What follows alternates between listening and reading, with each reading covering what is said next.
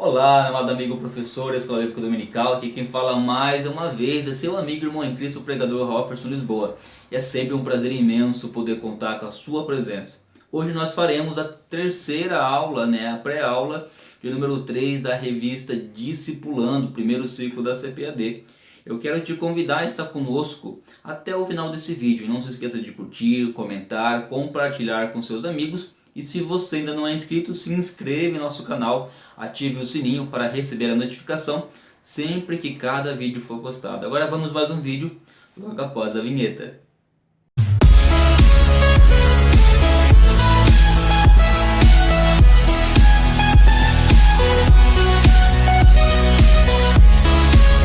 Glória a Deus, muito bem meus irmãos, chegamos agora na lição de número 3. Olha que lição maravilhosa, quem é Jesus? Esse é o tema da nossa pré-aula de hoje. Eu posso dizer com toda certeza que é uma das aulas mais importantes, se não for a mais importante de todo o nosso ciclo, porque nós falaremos a respeito do nosso Senhor e Salvador Jesus Cristo. Então, meu professor, você tem a oportunidade agora de falar, apresentar um pouco mais sobre o Senhor Jesus a toda a sua classe. A nossa lição ela continua como as outras, divididas em 3 objetivos e em 3 tópicos. O primeiro objetivo da lição é justamente demonstrar, com o auxílio das profecias, o quanto Deus nos ama, pois providenciou uma nova referência do que significa ser humano. O segundo objetivo é explicitar as consequências e a importância de Jesus ter afirmado que era o Filho de Deus. E o terceiro é historiar panoramicamente a vida terrena de Jesus de Nazaré.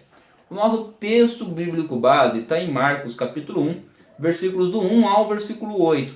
Sempre recomendo a você, professor, neste momento, faça com que a sua classe participe da leitura, uma leitura alta e em forma de revezamento, para que eles possam participar. Muitos alunos não vejam a hora de estar participando deste momento, eles gostam de fazer essa leitura. E é bom que eles tenham esse hábito de ler a palavra de Deus, e quando se fala em voz alta, é uma dica muito boa que eu também estou dando. A nossa meditação está em Colossenses capítulo 1, versículo 17 ao versículo 20. Aí agora nessa parte eu recomendo você, professor, não apenas faça a leitura, mas traga uma meditação, uma reflexão a respeito do conteúdo da meditação, porque isso vai cativar os seus alunos, vai fazer com que eles se prendam no conteúdo e com que eles se apaixonem pelo conteúdo antes mesmo de começar a sua aula. E é um conteúdo bastante importante que falaremos hoje, é bastante profundo os ensinamentos do qual nós teremos hoje. Também sempre recomendo que se faça a reflexão bíblica diária. De segunda a sábado, a nossa lição ela apresenta alguns textos indicados pelo comentarista para que seja feito durante a semana.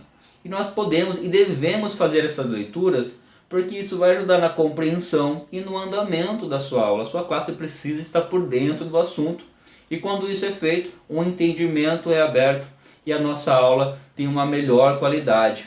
Então vamos poder ver aqui também a respeito da nosso tópico número 1, que é justamente sobre o Filho do Homem.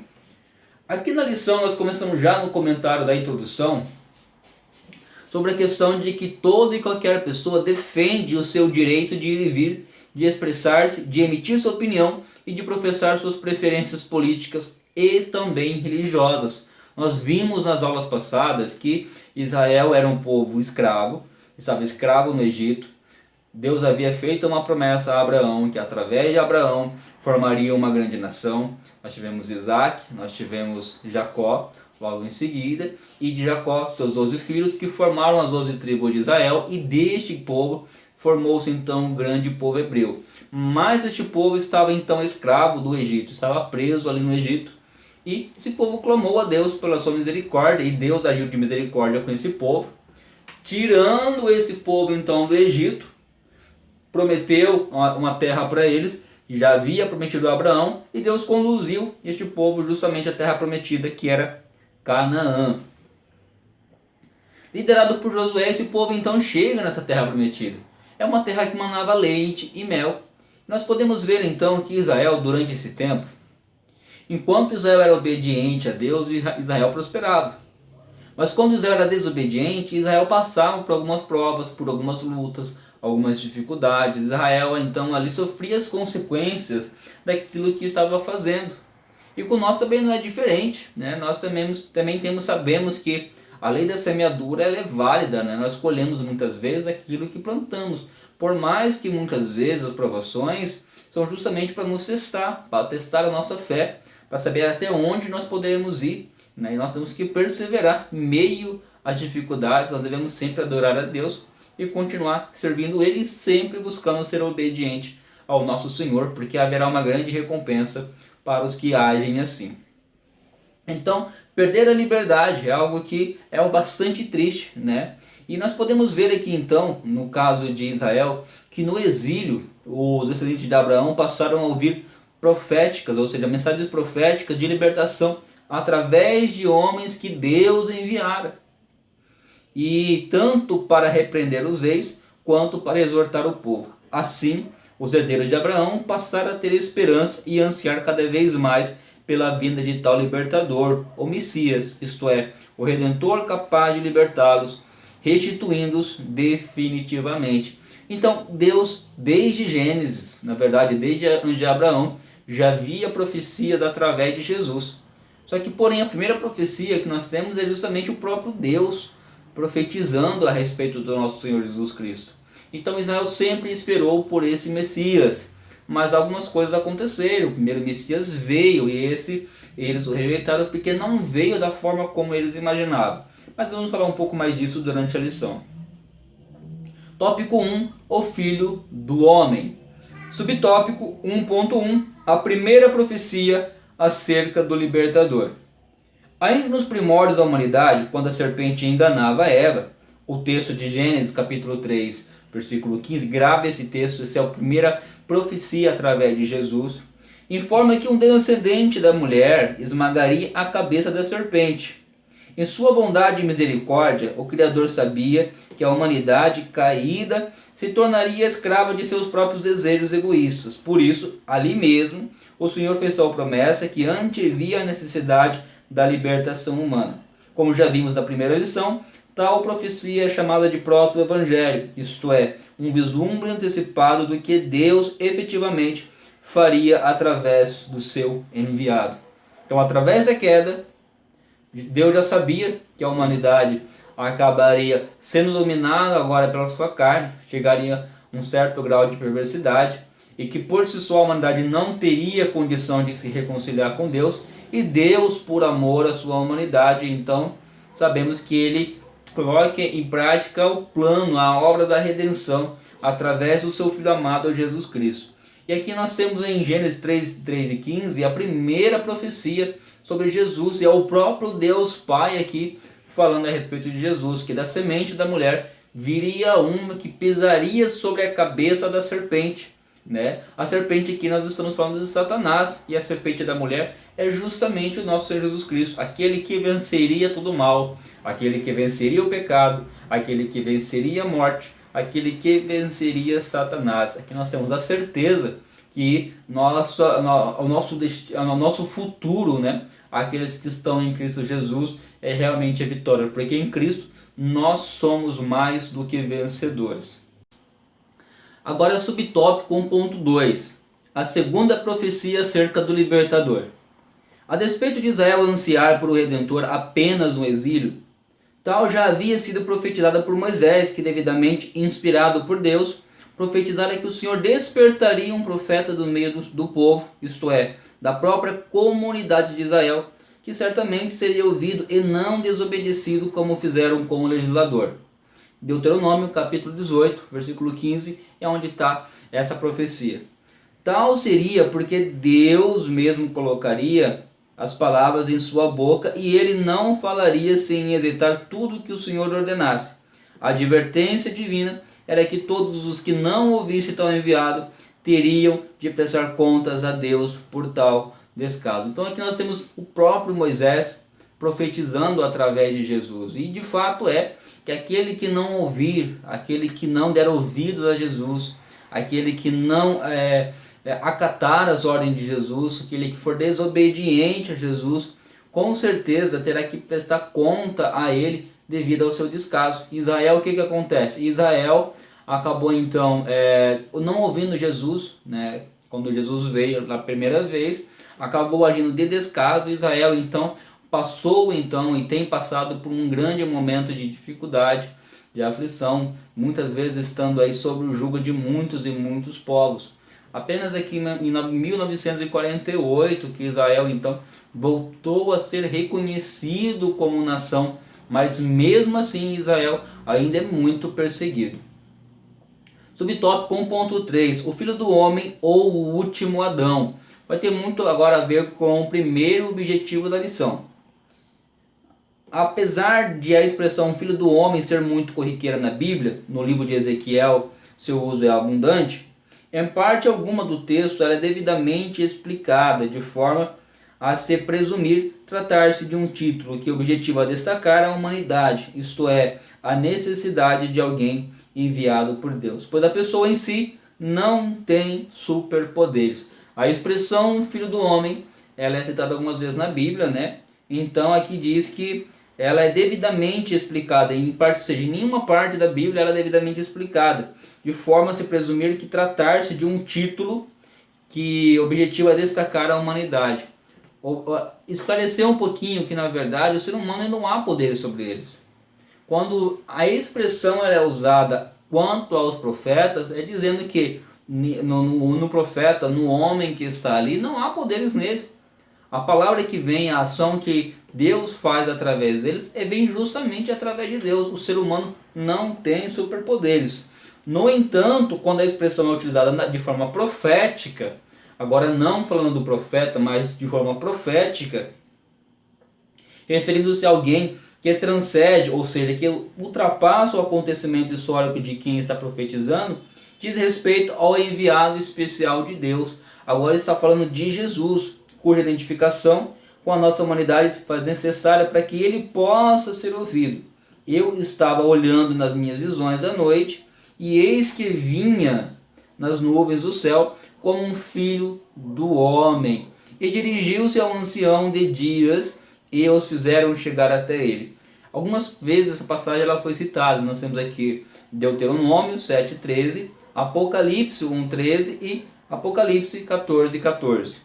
É possível notar que depois de Ezequiel e Daniel, que inclusive não deram a si mesmos esses títulos, mas foram por Deus assim chamados, o único a ter tal título atribuído a si mesmo, inclusive por ele, foi Jesus. A expressão é abundantemente citada nos 4 evangelhos. Nós podemos ver então, tanto no livro de Daniel como no livro de Ezequiel, a expressão Filho do Homem sendo usada.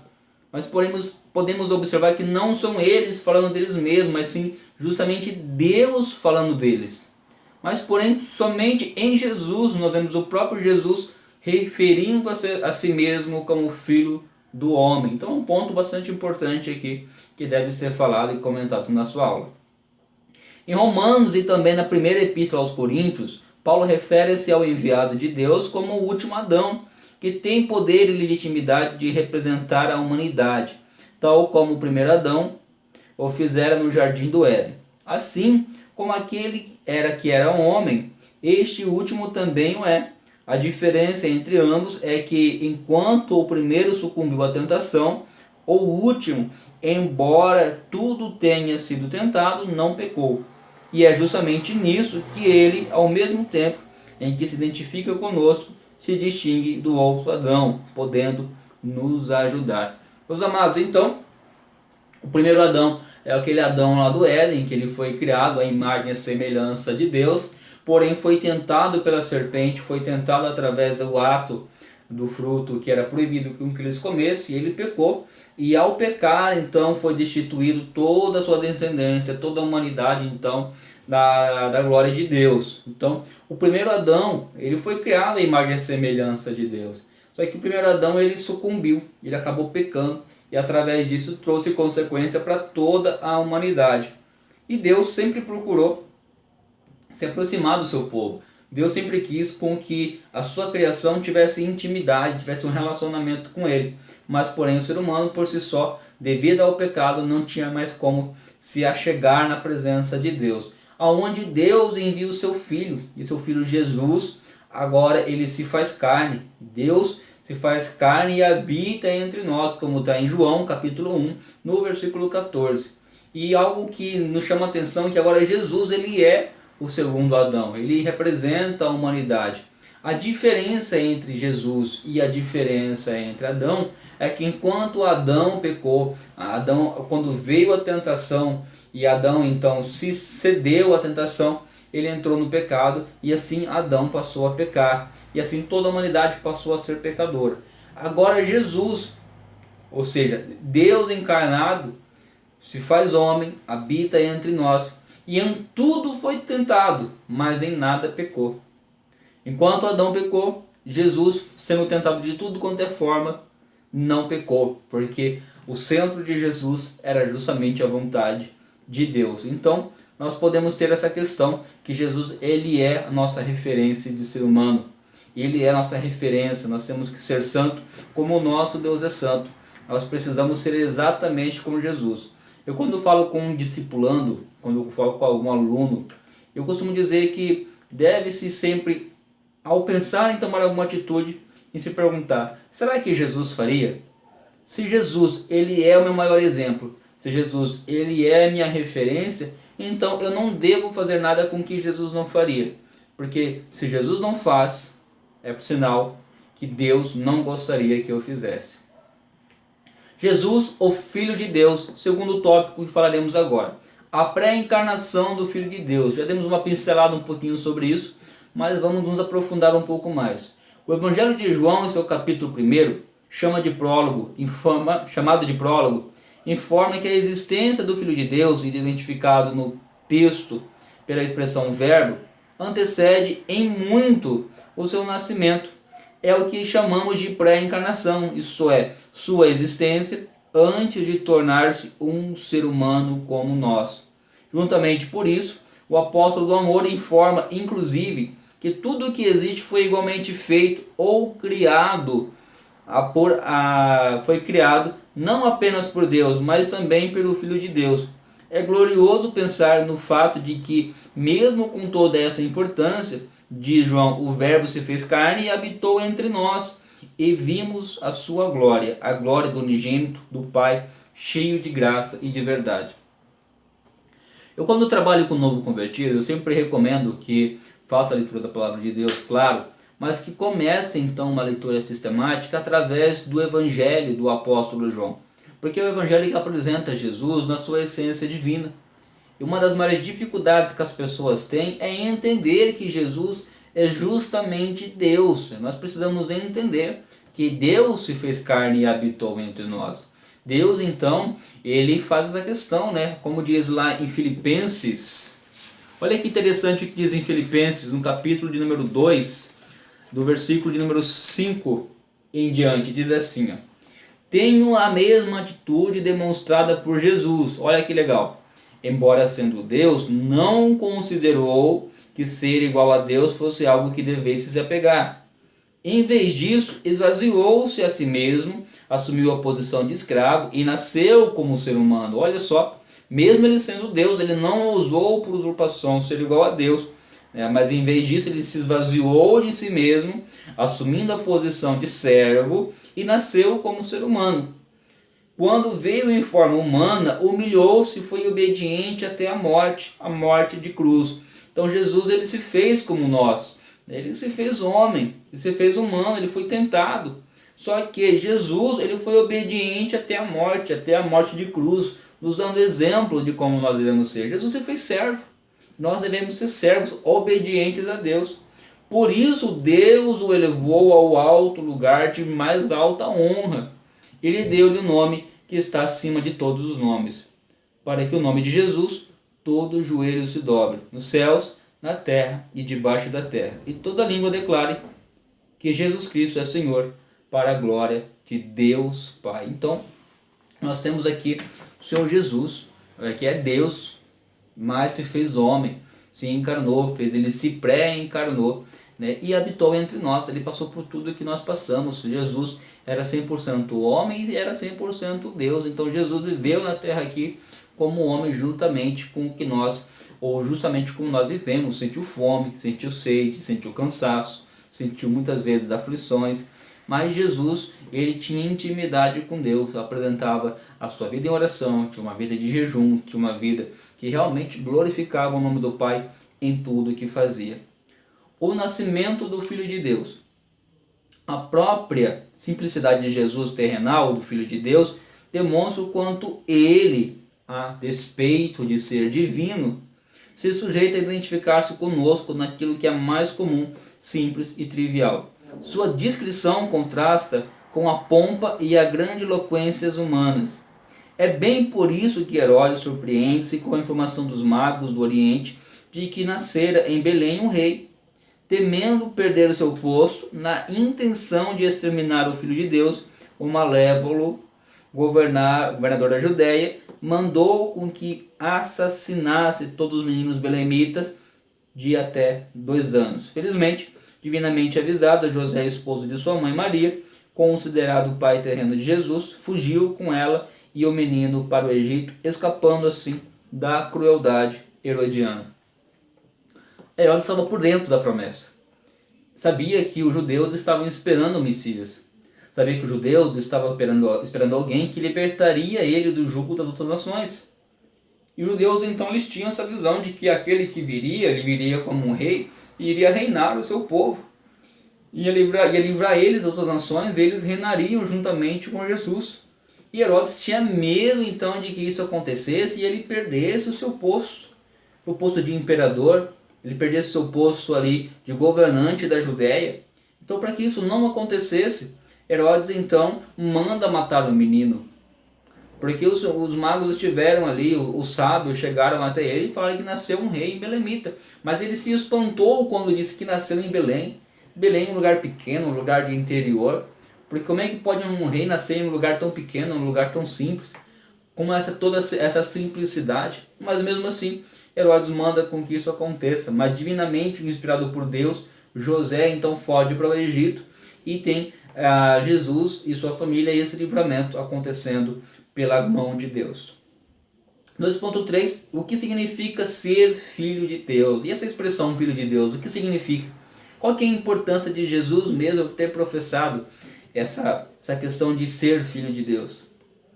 Em um de seus embates mais religiosos de sua época, ao utilizarem a figura de Abraão, inquirindo Jesus se ele achava-se mais importante, olha só, mais importante que o patriarca, o mestre respondeu que Abraão ansiou por vê-lo atuando e que pela fé viu, tendo por isso se alegrado.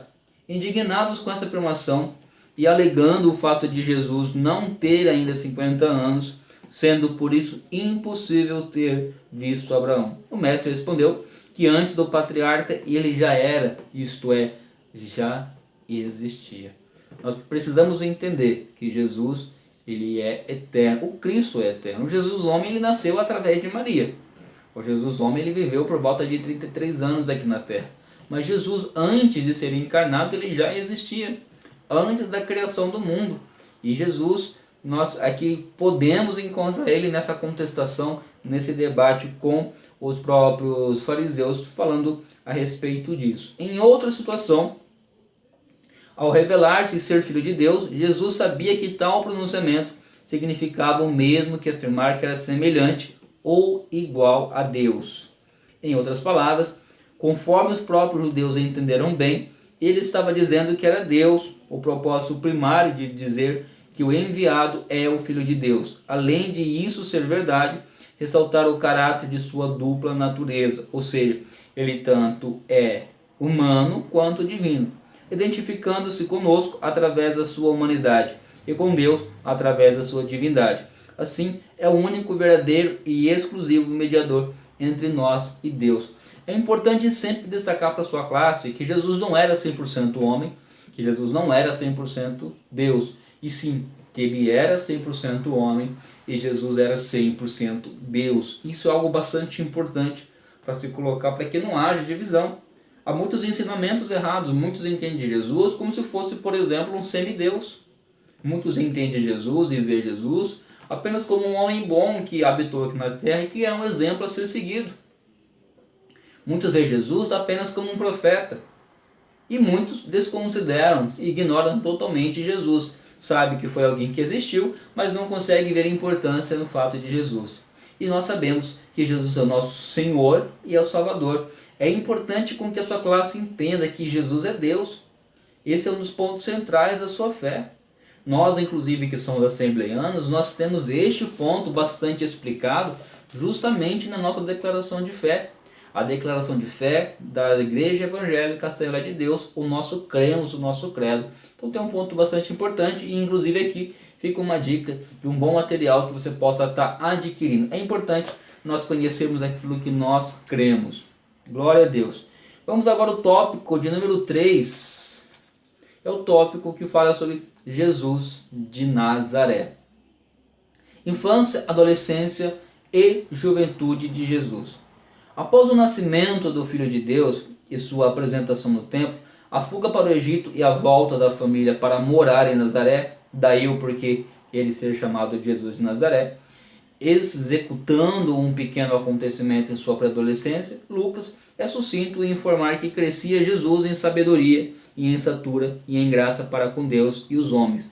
Assim, fora o fato de que Jesus provavelmente deve ter tido uma vida como qualquer outro menino judeu da sua época, tudo o que se disser sobre sua trajetória, sobretudo acerca desse período em que a Bíblia silencia, é mera especulação. Meus amados, nós temos relatos da vida de Jesus. A Bíblia relata do nascimento de Jesus, depois ali há um tempo que se passa e depois relata ali em Lucas a respeito de quando Jesus tinha 12 anos. Depois desse tempo, só se volta a história de Jesus quando Jesus já tem seus 30 anos e Jesus tem ali o seu encontro com João Batista. Então há uma lacuna, há um lapso de tempo aqui que a Bíblia não registra. É sempre muito importante nós dizermos que Jesus ele foi homem, então ele viveu durante esse tempo, ele passou por todo um processo, ele precisou estudar, precisou aprender a ler, aprender a escrever, né? Jesus foi um jovem, provavelmente precisou aprender uma profissão e como era da tradição daquela época, o jovem ele seguia os passos do pai, então Jesus ali se formou carpinteiro, então Jesus teve uma vida ali normal como um jovem daquela época.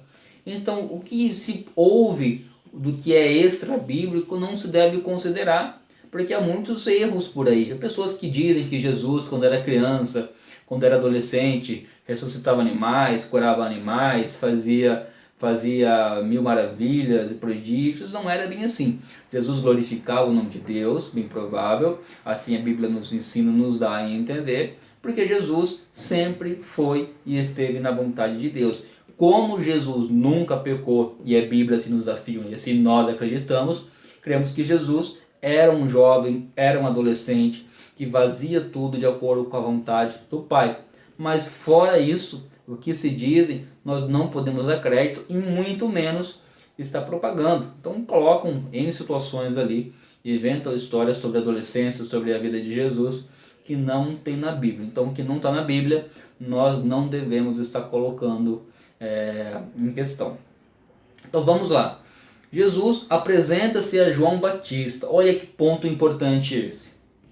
Com a idade de 30 anos, Jesus apresenta-se ao seu primo distante, João Batista, e permite ser batizado. Apesar da relutância do Batista, Jesus quer identificar-se com as pessoas do seu tempo e cumprir toda a justiça. Contudo, ele é objetivo ao dizer que todos os profetas e a lei profetizaram até João. Em outras palavras, um novo tempo chegara. Verdade seja dita, até mesmo João Batista reconhecia isso e sabia que seu tempo terminaria assim que chegasse a luz. Algo que me chama a atenção, João Batista, ele batizava para o arrependimento. E, de fato, Jesus nunca pecou, então ele não precisaria ser batizado por João Batista. Aí até mesmo que João Batista se espanta quando Jesus ele se propõe a ser batizado. E João Batista fala, olha, eu não sou digno de me abaixar e amarrar as sandálias dos seus pés.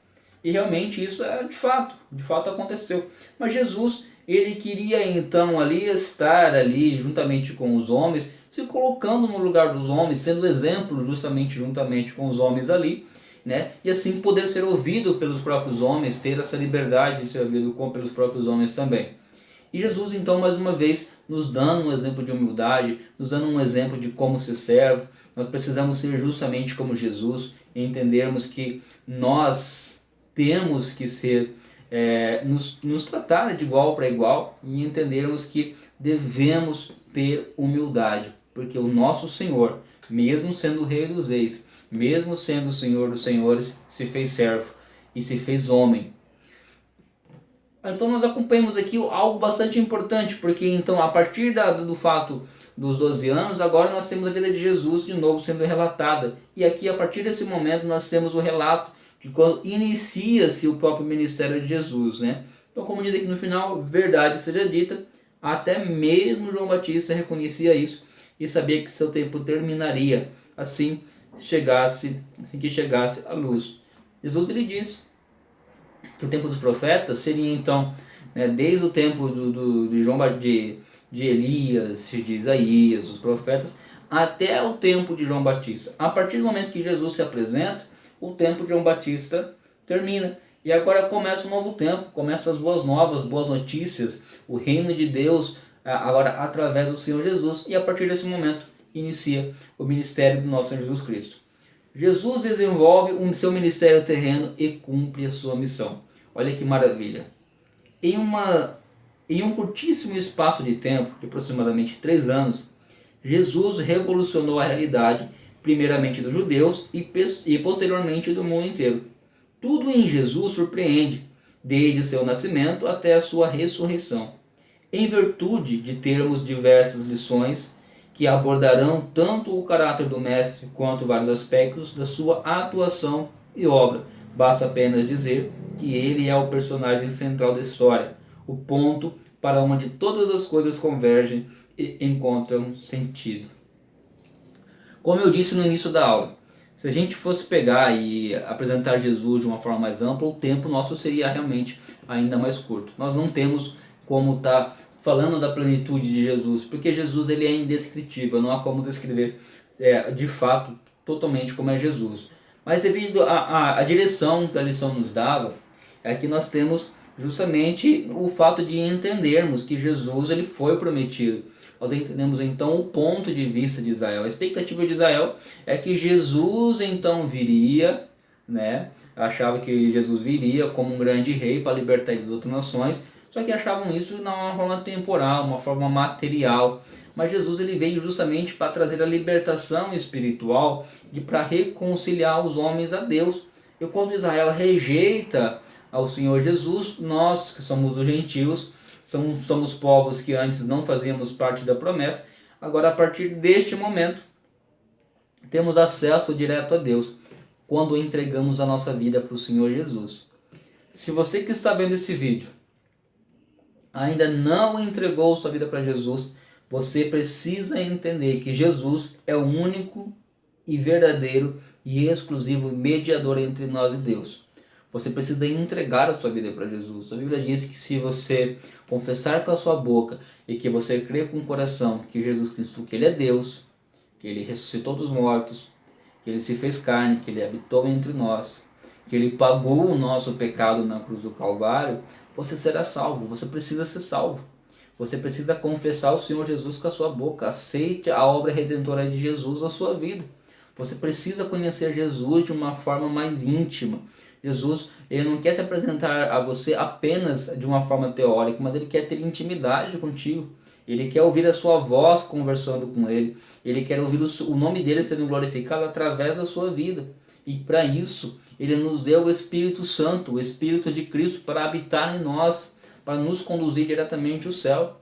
E esse mesmo Jesus, quando Ele ressuscitou, Ele foi lá aos céus, Ele disse que prepararia morada para cada um de nós.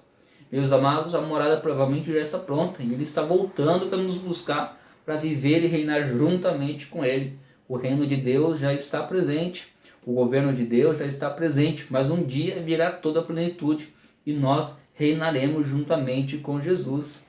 Você precisa crer que Jesus é Deus, você precisa crer que Jesus foi homem e que Jesus habitou entre nós, nos dando um exemplo, sendo a nossa maior referência como agora um novo Adão. E que em Cristo nós somos mais do que vencedores. A conclusão vai dizer que uma única lição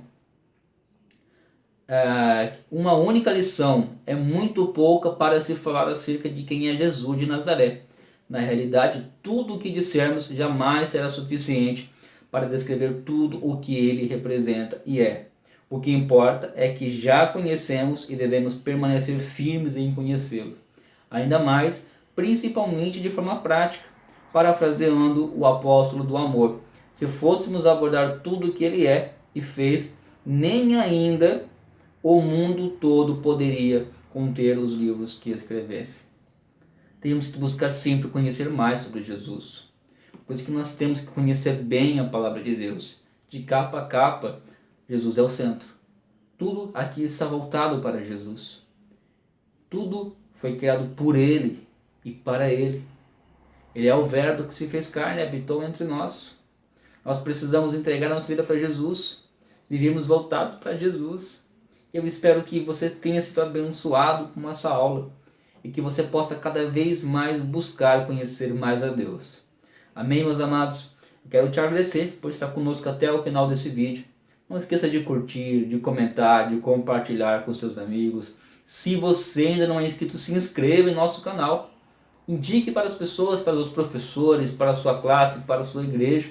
Ative o sininho para receber as notificações sempre que cada vídeo for postado. Que Deus abençoe. E como eu digo, vamos sempre juntos, rompendo contra as portas do inferno, pregando o Evangelho e anunciando a salvação. Que Deus abençoe, em nome de Jesus.